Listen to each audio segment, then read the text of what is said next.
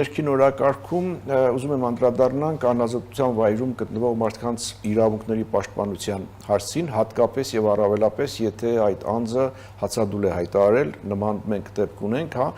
Նարեկ Սամսոնյանը հացադուլ է հայտարարել, այս հարցով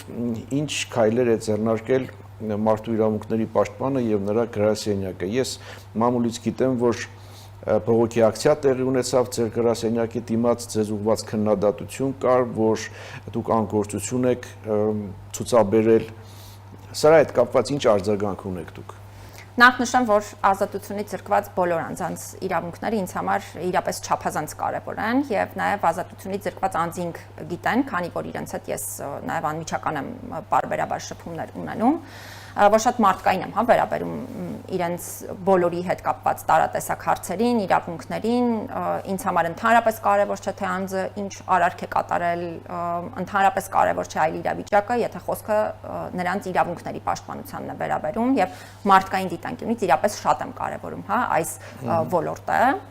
Բայց քանի որ նաև կոնկրետ դեպքի հետ կապված հարց ուղեցիք, ես փորձեմ հենց կոնկրետ դեպքի դիտանկյունից խնդրին անդրադառնալ, որովհետև խոսքը ոչ թե պարզապես ազատությունից զրկված անձի կամ անձանց, այլ նաև ազատությունից զրկված անձանց այն խմբի մասին է, ովքեր հացադուլ են հայտարարում, եւ սա լրիվ առանձնահատուկ վերաբերմունք է ենթադրում իրավիճակին։ Նախ քանի որ ձեր հարցի վերջին հատվածում խոսեցիք այն մասին, որ անգործության մեջ էին գրասենյակին մեղադրում, երևի թե առաջին հիմնական արձագանքն այն պետք է լինի, որ մի հաստատության անգործության մեջ մեղադրել հնարավոր է, եթե տեղեկացված ես, թե հաստատությունը ինչ քայլեր է ձեռնարկել, մինչդեռ երբ նման մեղադրանքներ են հնչեցվում եւ նոր են պատրաստվում պարզել, թե հաստատությունը ինչ քայլեր է ձեռնարկել, կարծում եմ այստեղ մի փոքր բարդ է, խոսել գործունեության կամ անգործության մասին, որովհետեւ տեղեկատվությունն էլ հասանելի չէ ըստ էության։ Ես գործի հետ կապված հատուկ նշեմ, որ մենք ըստ էության դիմում հարցի վերաբերյալ չենք ունեցել, բայց չնայած այդ հանգամանքին ես իմ սեփական նախաձեռնությամբ եմ սկսել այս հարցի ուսումնասիրությունը, որովհետև ընդհանրապես թե հարցն եմ կարևոր համարում, թե հացադուլի վարման ընթացակարգերը Հայաստանում իմ հատուկ ուշադրության ներքո են գտնվում։ Հատուկ շեշտադրեմ այն հանգամանքը, որ սա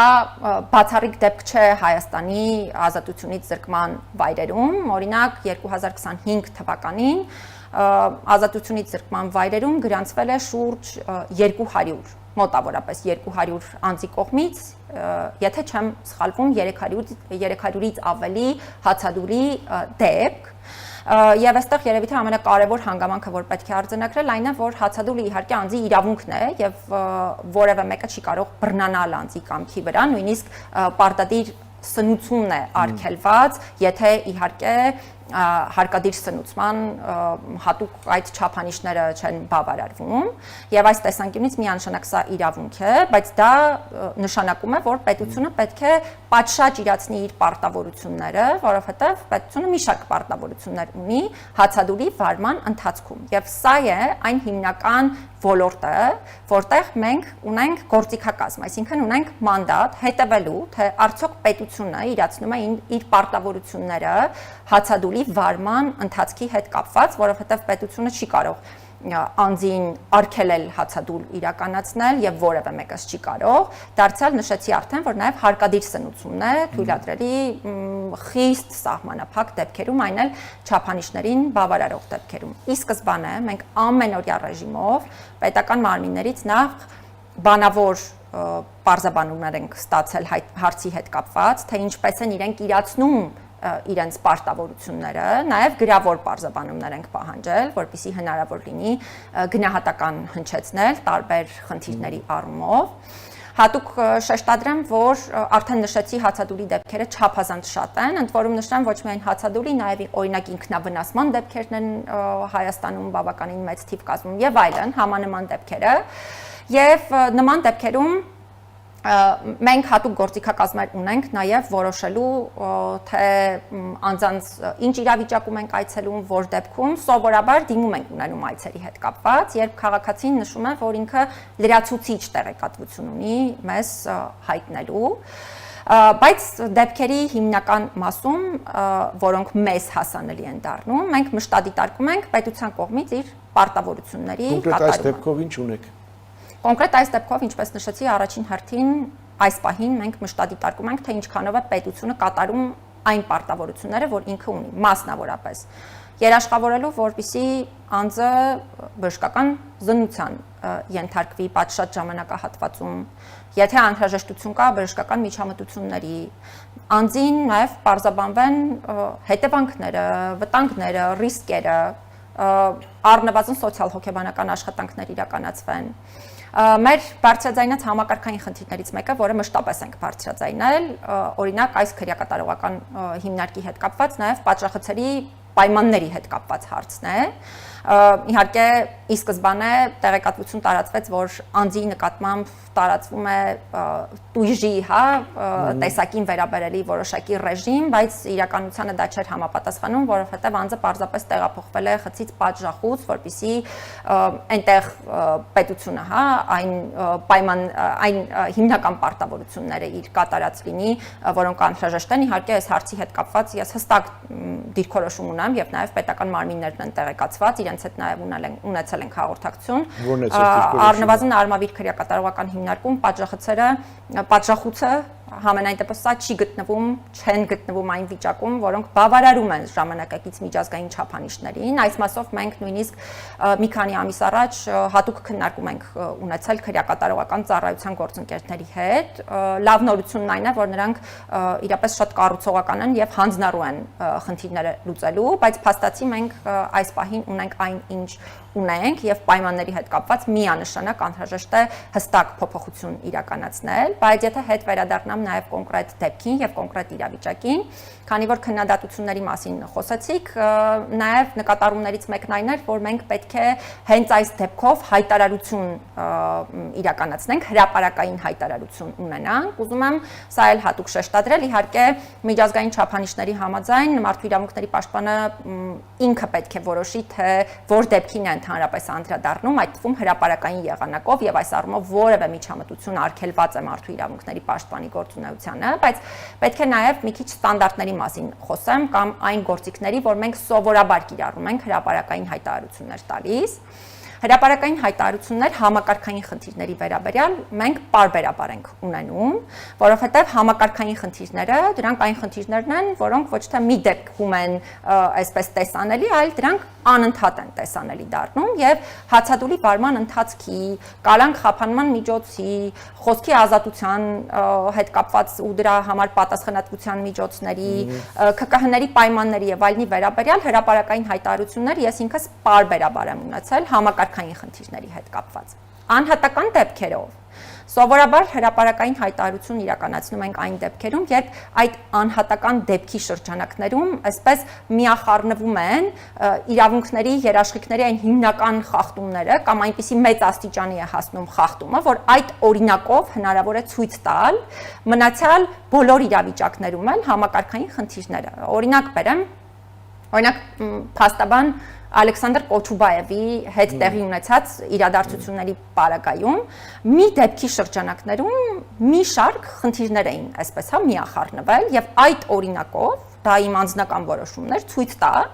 որ այսինչը թույլատրելի չի եւ այսինչ իրավիճակում թույլատրելիության սահմանները սրանք են։ Դարձյալ դեպքին չեմ անդրադառնում այն կոնտեքստում, որ օրինակ անձի խոսքը թույլատրելի է թե ոչ, դա այլ հարց է, դրան անդրադարձել եմ, բայց մի դեպքի շրջանակներում դու կարողանում ես որպես օրինակ ցույց տալ համակարգային խնդիրները։ Հիմա եթե խոսքը հացադուլի դեպքերին է վերաբերում, ապա հացադուլի հետ կապված ես արդեն նշեցի, մենք օրինակ նախորդ տարի ունեցել ենք շուրջ 200 անձի կողմից 300-ից ավելի հացադուլի դեպք, ընդ որում մի շարք իրավիճակներում, չասեմ միայն նախորդ տարի, հացադուլի օրերի քանակն է նույնիսկ բավականին մեծ լինում, 40 օր, 60 օր նույնիսկ եւ այլն, այսինքն այսպիսի հացադուլի դեպքեր են եղել։ Եվ նաեւ հացադուլի դեպքեր են եղել, երբ ես ունեցել եմ դիրքորոշում այն մասին, որ առնվազն պետության պարտավորությունների կատարման դիտանկյունից խնդիրներ են առկա եւ սա ես հաղորդակցել եմ պետական մարմիններին եւ պահանջել եմ այդ խնդիրների լուծում, ընդ որում դեպքերի մեծ մասում նաեւ անձանցից դիմումներ ենք ունեցել, որպեսզի կարողանանք համեմատականներ անցկացնել։ Հիմա հացադուլի վարման ընթացքին։ Մշտապես եմ նաև հրապարակային անդրադարձել, բայց նրա համար, որպեսզի դեպքը օգտագործենք համակարգային խնդիրներ ցույց տալու համար, մենք պետք է այդ դեպքի շրջանակներում ունենանք արձանագրված խախտումների այդ շղթան, որպեսզի հենց այդ դեպքի միջոցով ցույց տանք իրավիճակը։ Մենք դեռևս այս փուլում չունենք համենայն դեպս գնահատական, նմանատիպ գնահատական, որպեսզի հենց դեպքի հիման վրա կարողանանք հրապարակային հայտարարություն իրականացնել։ Իհարկե դեպքի մանրամասներին ոչ միայն հետևում ենք, այլ նաև ամենօրյա ռեժիմով է սա ուշադրության կենտրոնում, նաև նշեմ մեկ անգամ եւս, որ սրա հետ կապված նաև հստակ դիմում չունենք ի տարբերություն շատ այլ իրավիճակների, որովհետեւ մենք ունենք մի շարք այլ դեպքեր, նույնիսկ կարող եմ հենց ընդդիմադիր գործիչների դիտանկյունից հարցը ներկայացնել, որպեսզի տպավորություն չլինի, որ օրինակ միգուցե մյուս դեպքերում ավելի իշխանական գործիչներ են եղել, դրա համար այս տրամաբանությամբ եք, ելույթ ունենում, նույն ընդդիմադիր գործիչների պարագայում օրինակ դեպքեր ունենք Սամվել Կարապետյանի դեպքը կլինի կամ մի շարք այլ դեպքեր, երբ օրինակ փաստաբանները հստակ տեղեկատվություն են ներկայացնում, թե իրենց կարծիքով ինչ սկզբունք է խախտվել, սա անում են շատ էթիկապես կոռեկտ, բարևարկ միջավայրում, եւ պետական մարմինն էլ իր տեղեկատվությունն է ներկայացնում, թե ինչու ինքը համաձայն չէ, ներկայացրած տեղեկատվության հետ։ Հիմա այստեղ բնականաբար գաղափարն այն չէ, որ մենք մեկի կամ մյուսի ներկայացրածը որպես կատարյալ ճշմարտություն ենք ընդունում, միանշանակ դա այդպես չէ, բայց առնվազն ունենք տեղեկատվություն, այդ թվում նաև դրան միգուցե հակադիր տեղեկատվություն եւ ունենք հնարավորություն համեմատություններ իրականացնելու։ Այս պարագայում է Այս պարագայում մի փոքր այլ է իրավիճակը, բայց ամեն դեպքում ուզում եմ հատուկ շեշտադրել, որ սեփական նախաձեռնությամբ ես այս գործի քննարկումը եւ ուսումնասիրությունը անընդհատ ռեժիմով իրականացնում եմ ու նաև շատ կարեւորում եմ, որպեսզի հացադուլ իրականացնող մեր բոլոր ազատությունից զրկված անձինք իրականում ի վերջո նաև այն պահանջների բավարարում ստանան, որոնք իրավաչափ են, դարձյալ խոսքը ոչ իրավաչափ պահանջների մասին չէ, իրավաչափ պահանջների բավարարում կարևոր է, որպեսզի ստանան, եւ նաեւ շատ կարևորում եմ, որպեսզի որևէ կերպ դա որևէ վնաս չտա նրանց առողջությանը, ու մի բանի մասին էլ ես ինքս մոռացա շեշտադրել եւ խոսել ըստ էության հացադուլի պարագայում ազատությունից զրկված անձանց պահանջների բավարարման հետ կապված, մարդու իրավունքների պաշտպանը եւ պաշտպանի հաստատությունը ունեն ընդհանրապես որևէ գործիքակազմ թե չունեն, ուզում եմ հատուկ շեշտադրել, որ բնականաբար մեր հաստատությունը այդ պահանջների բավարարման մանդատ չունի, մի իրավիճակ կա ընդհանրը, երբ մենք կարող ենք միջամտել պահանջների բավարարմանը, երբ ըստ էության անձը իր իրավունքների հետ կապված իրավաչափ պահանջ է բարձրաձայնում։ Օրինակ, չգիտեմ, մենք դեպքեր ենք ունեցել, երբ անձը խցային պայմանների, խցակիցների հետ կապված հարց է բարձրացրել, օրինակ բողոքել է իր նկատմամբ բռնությունից եւ այլն, բնականաբար սա մեզ վերաբերելի հարց է, անմիջապես միջամտել ենք եւ նաեւ ոչ թե աջակցել ենք նրան, որ անձը այլևս հացադուլ չի իրականացնի, այլ աջակցել ենք նրան, որպեսզի անձի իրավունքների հետ կապված խնդիրը պատշաճ լուծում ստանա։ Այս դեպքում հիմնական պահանջները վերաբերում են կալանք խափանման միջոցին եւ գործիքնության ասպեկտներին, ուզում եմ նշել մեկ անգամ եւս թեպետ անընդհատ եմ նշում, որ կալանք խափանման միջոցի առումով, քանի որ դա դատարանի կողմից կիրառվող խափանման միջոց է, մենք իրավասություն չունենք որևէ կերպ միջամտելու, հակառակը նույնիսկ արգելք ունենք միջամտելու գործունեությանը։ Ինչ վերաբերում է գործիքնության հանգամանքներին, անկախ նրանից թե ես ինչ կարծիք ունեմ, որովհետև թե կալանքի, թե խոսքի ազատության սահմանների խախտման համար քրեական պատասխանատվության առումով իմ մտահոգությունները մշտապես եմ ներկայացնում, բայց անկախ այս ամենից, եթե գործը գտնվում է դատաքննության փուլում, դարձյալ արգելք է հստակ սահմանված մեր հաստատության համար միջամտելու, իսկ այս դեպքում մենք հստակ գործ ունենք դատաքննության փուլում գտնվող գործի հետ։